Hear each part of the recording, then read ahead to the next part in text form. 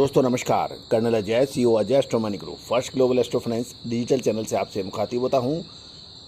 आज के एपिसोड में हम चर्चा करेंगे एक राइस के ऊपर यानी चावल के ऊपर। जानिए पूरी रिपोर्ट विस्तार से। दोस्तों, कर्नाटक राज्य चावल मिलर्स एसोसिएशन ने संकेत दिए हैं कि कर्नाटक में चावलों की कीमत में 3 से 4 रुपये प्रति किलोग्राम तक बढ़ोतरी हो सकती है। गौरतलब है कि छोटे और व्यापारी एवं छोटे व्यवसाय मालिकों ने कर्नाटक के कई हिस्सों में विरोध रैलियां निकाली है और हाल में ही बिजली की दरों में बढ़ोतरी के विरोध में गुरुवार में एक दिन सांकेतिक हड़ताल भी की थी। कर्नाटक में मध्यम और बड़े पैमाने के उद्योग मंत्री एमबी पाटिल ने उनसे राज्य सरकार के साथ सहयोग करने की अपील की है। उन्होंने कहा है कि बिजली दरें कर्नाटक विद्युत नियम आयोग ने बढ़ाई है, न कि राज्य सरकार ने। व्यापारी व छोटे व्यवसाय मालिकों ने कर्नाटक के कई हिस्सों में विरोध निकाली लगाई और बिजली दरों की बढ़ोतरी का विरोध भी किया है। इस बीच कर्नाटक राज्य चावल मिलर्स एसोसिएशन ने संकेत दिया है राज्य में चावल की कीमतों में लगभग 3 से 4 रुपये प्रति किलोग्राम तक बढ़ाई जा सकती है। वो कहते हैं उन्होंने कहा कि हम नहीं चाहते कि जो कीमत बढ़ रही है जो हम नहीं हैं जो कीमत बढ़ा रहे हैं। बिजली दर और धान के दाम बढ़ गए हैं और कर्नाटक राज्य मिलर्स एसोसिएशन के महासचिव श्री शिव कुमार ने कहा है चावल की बढ़िया किस्मों में बढ़ोतरी 3 से 4 रुपये प्रति किलोग्राम तक हो सकती है। हुबली स्थित Karnataka chamber of commerce and industry के द्वारा दिए गए बंद आह्वान के बाद उद्योगपति और छोटे व्यापारियों ने बड़ी संख्या में विरोध मार्च में भाग लिया था। दोस्तों, महत्वपूर्ण ये हो रहा है कि एक तरफ साउथ वेस्ट मानसून में जुलाई के अंदर कम बरसात की संभावना बन रही है, इससे चावल की फसलों को भी फर्क पड़ेगा। दूसरी ओर अल नीनो का इफेक्ट देखते हुए लगभग सभी चावल कंजम या खपत करने वाले देशों ने चावल का भंडारण करना शुरू कर दिया है। इसमें बांग्लादेश भी शामिल है।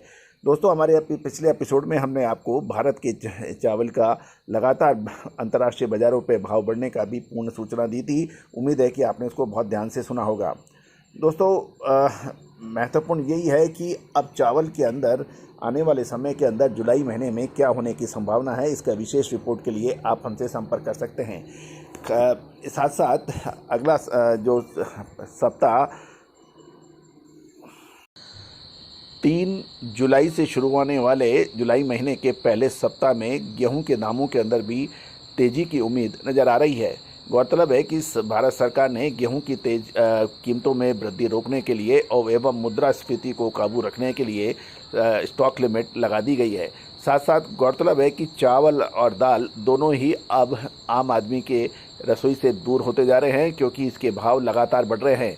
सरकार हर संभव प्रयास कर रही है कि दाम ना बढ़े, इसके अंदर स्टॉक लिमिट लगाना, साथ साथ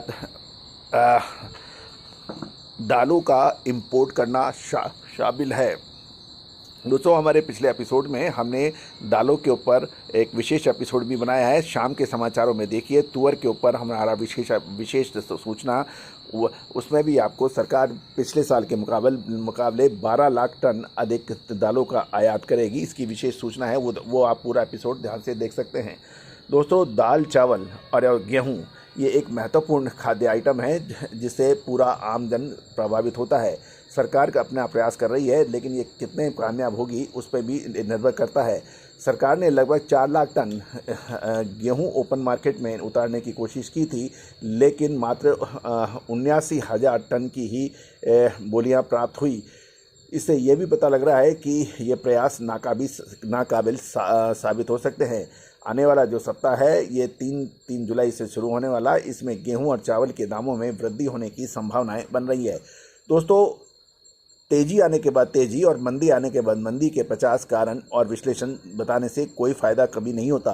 फ़ायदा तभी होता है जब तेज़ी आने से पहले तेज़ी और मंदी आने से पहले मंदी का विशेष विश्लेषण आप तक पहुंचाया जाए। दोस्तों, अजय एस्ट्रो मनी गुरु देश का संभवतः पहला मल्टी कमोडिटी चैनल है जो लगातार अपडेट और विश्लेषण आप तक पहुंचाते हैं। 42 कमोडिटीज़ 5 मार्केट तक पर आपको लगातार विश्लेषण और अपडेट मिलता है, चाहे वो तिलहन हो, दलहन हो, अनाज हो या फिर मसाले। दोस्तों, आप हमारे चैनल पर नए हैं और अभी तक सब्सक्राइब नहीं किया है तो उसको सब्सक्राइब, लाइक और शेयर करना बिल्कुल ना भूलें। पसंद आए तो आप शेयर भी कीजिएगा और कमेंट बॉक्स में आपके इलाके के तुअर के भाव और चावल के भाव के साथ साथ गेहूं के भाव भी अवश्य लिखेगा। दोस्तों, आपके कमेंट्स पूरा देश बहुत ध्यान से और सावधानी से पढ़ता है, इसका ध्यान रखिएगा। अतः जानकारी ऑथेंटिक देने का प्रयास करें।